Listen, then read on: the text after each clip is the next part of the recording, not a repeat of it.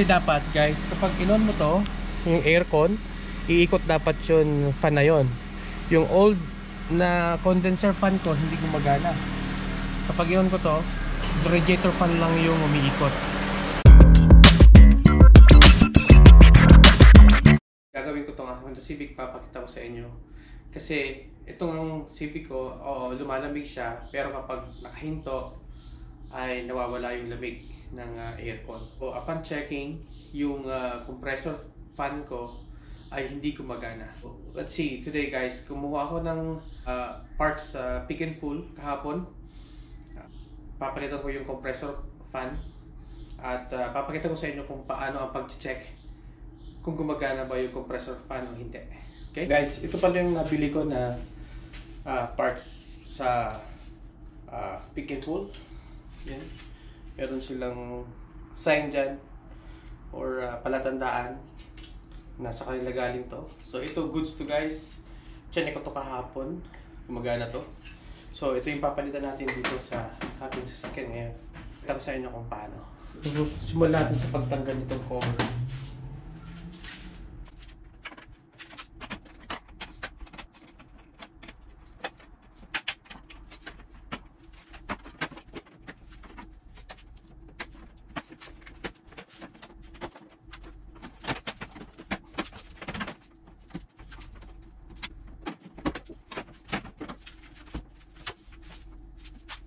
Kung makita nyo guys, ito yung tornilyo dyan na tatanggalin, saka ito. Ngayon, bago ko tatanggalin to, itest muna natin kung talaga bang hindi siya gumagana. Gamit ito, ito yung battery pack ng aking drill, Power Impact. Ito yung ginamit ko para matest kung gumagana ba. Ginawa ko to dati guys sa previous video ko, kung paano pag-test ng fan, kung sakali low bat ang battery nyo or ayaw nyo umaandar, or kung kumukuha nga kayo ng parts sa kunyari sa Pick and Pull. Ito yung madaling pag-test. Okay, lagyan nyo lang sa negative and positive, then i-tap nyo doon sa negative positive ng fan.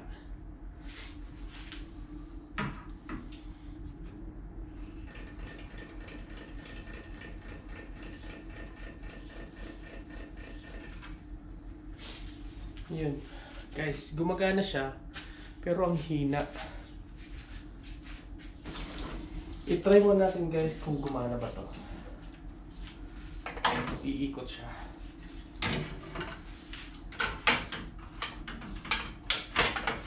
Dapat kapag inon ko yung AC sa loob, iikot to dapat. So we'll see. Let's try.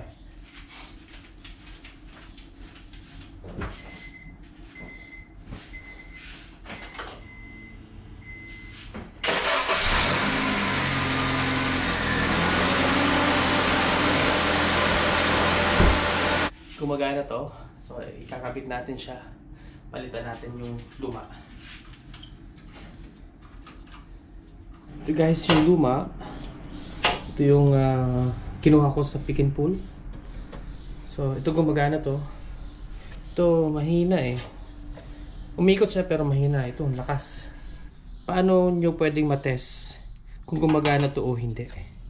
Ipatong mo lang dito para pag umikot. Ingat lang guys, kasi yan o, hindi gumagana. Wala. So ito guys, dead na talaga to. Ito gumagana.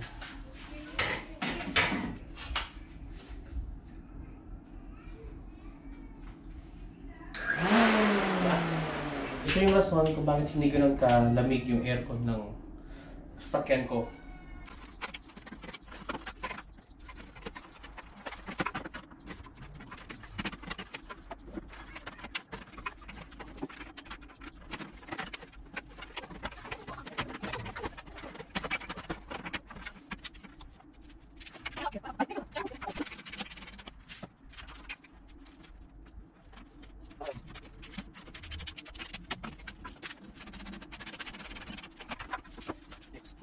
yun guys, nakabit ko na siya. Dalawang tornilyo lang naman yan guys dito. Then sa kabala, ay sa ilalim parang nakatusok lang na siya. So tatanggalin nyo lang yung cover dito. Then kakabit nyo lang yung power dito. Yan o. Kabit lang yan. Yan. Tapos ito. Yan. Tapos ito. Kukonek lang natin siya dito. Kukonek lang natin siya dito. Then yeah, that's it. Yun guys, kabit na siya. Ngayon, paandalin natin. Test natin kung effective ba. Lalamig ang aircon natin. Okay.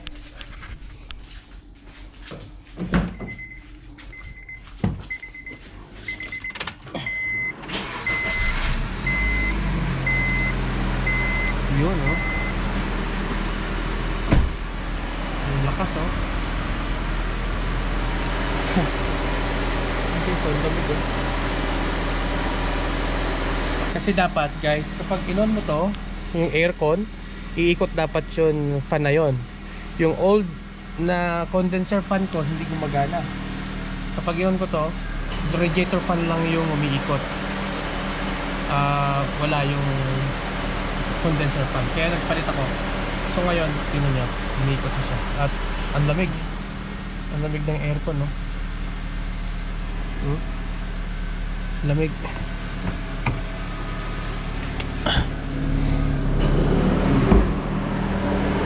Yan, oh.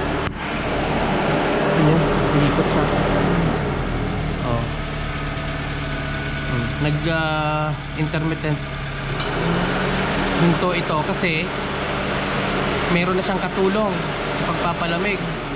Nung nakaraan wala siyang katulong kaya tuloy-tuloy yan.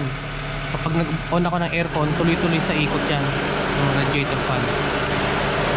Perfect. So guys, kung hindi lumalamig ang aircon nyo, kung hindi ganun kalamig ang aircon nyo, so check yung condenser fan kung umiikot o hindi. Kasi kunyari okay naman yung freon nyo, okay lahat, lumalamig ng konti pero kulang, check yung fan. Okay? Once again guys, this is how to. Sana nakatulong tong video na to, DIY. Please subscribe to my channel kung hindi pa kayo pag-subscribe, and please hit that share and like button. Yeah. So, yeah. Yes guys. Good. Alright, bye.